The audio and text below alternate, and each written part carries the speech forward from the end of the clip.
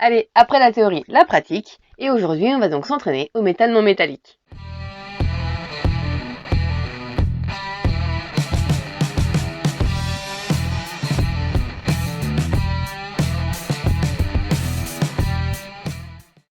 Bonjour à tous, j'espère que vous allez bien. Et oui, le grand moment que beaucoup d'entre vous attendent est enfin arrivé, notre première vidéo sur la pratique du métal non métallique.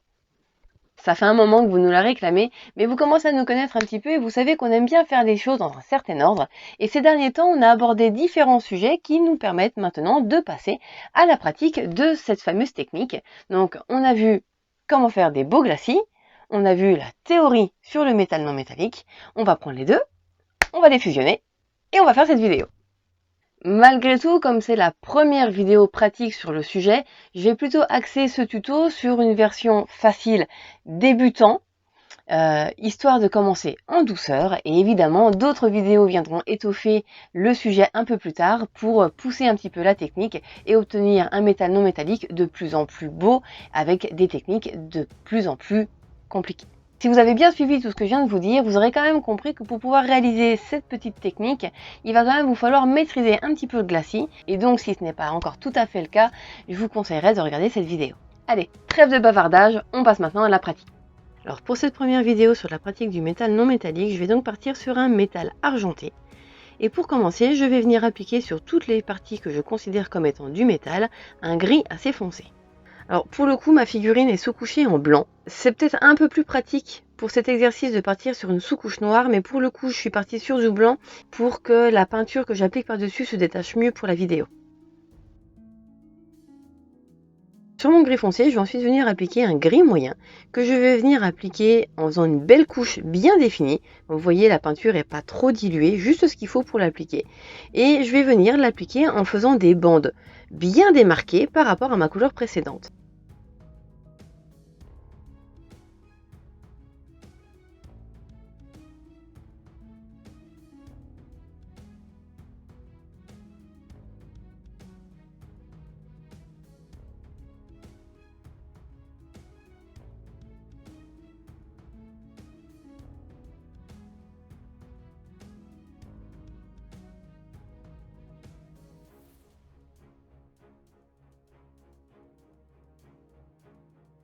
Je vais choisir un troisième gris beaucoup plus clair ce coup-ci et je vais encore répéter l'opération en restreignant davantage la zone d'application. Je viens vraiment appliquer mes trois couleurs en couches successives mais sans totalement recouvrir ma couche précédente. Et comme vous voyez, le résultat n'est pas forcément très joli, mais c'est pas grave, on va venir travailler pour atténuer le résultat et obtenir un dégradé doux à l'œil. Et les plus attentifs auront donc remarqué que j'ai déjà abordé cette technique dans ma vidéo sur le glacis. Donc on va prendre la première et la seconde couleur que l'on va venir mélanger, que l'on va donc diluer pour obtenir un glacis, avant de venir travailler la transition entre mes deux premières couleurs.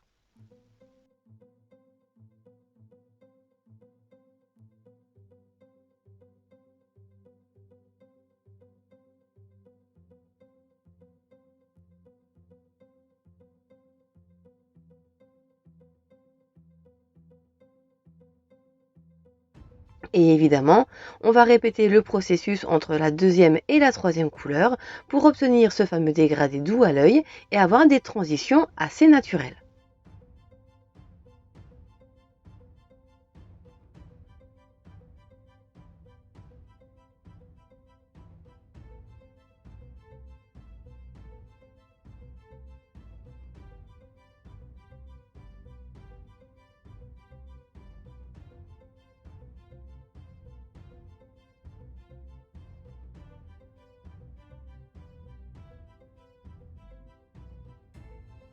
Alors le but n'étant pas de faire une vidéo qui dure 3 heures et qui soit un peu pénible à regarder, évidemment je ne vous montre pas toutes mes applications de glacis sur chacune de mes transitions. Là, en l'occurrence, vous en voyez une à deux. Sachez quand même qu'il m'en a fallu entre 6 à 10 en fonction des couleurs et des zones pour obtenir ces fameuses transitions assez douces. Donc évidemment c'est une technique relativement facile si on maîtrise le glacis, mais j'ai pas dit que c'était une technique rapide. Attention, il va donc bien falloir laisser sécher chaque glacis avant de pouvoir appliquer un second pour avoir ces fameuses transitions douces à l'œil. C'est pas non plus un travail titanesque et excessivement long, mais si vous voulez le faire en 5 minutes, ça risque de vous poser problème. Ensuite, pour donner un petit effet clinquant à mon métal, je vais prendre du blanc que je vais venir légèrement diluer et je vais venir avec définir toutes les arêtes de mes parties métalliques pour leur donner à la fois de la profondeur et des reflets. Donc le plus dur ici, ça va vraiment d'appliquer avec parcimonie, de ne pas faire de gros pâtés et donc d'appliquer que de petites touches. Évidemment, on n'oublie pas les rivets et toutes les petites zones qui accrocheraient naturellement l'œil et qui, grâce à ces reflets, vont vraiment prendre énormément de volume.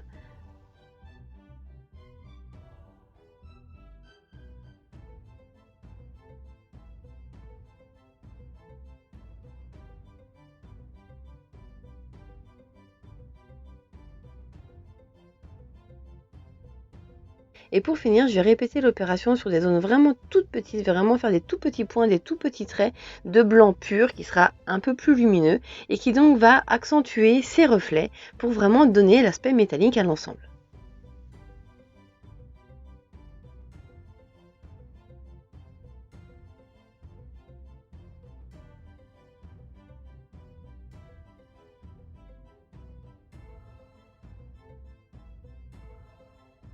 Voilà donc une première approche pour le métal non métallique assez facile et rapide à mettre en œuvre. Alors attention, comme c'est notre première approche pratique sur le sujet, je ne me suis pas perdue à vouloir utiliser 17 nuances de gris différentes.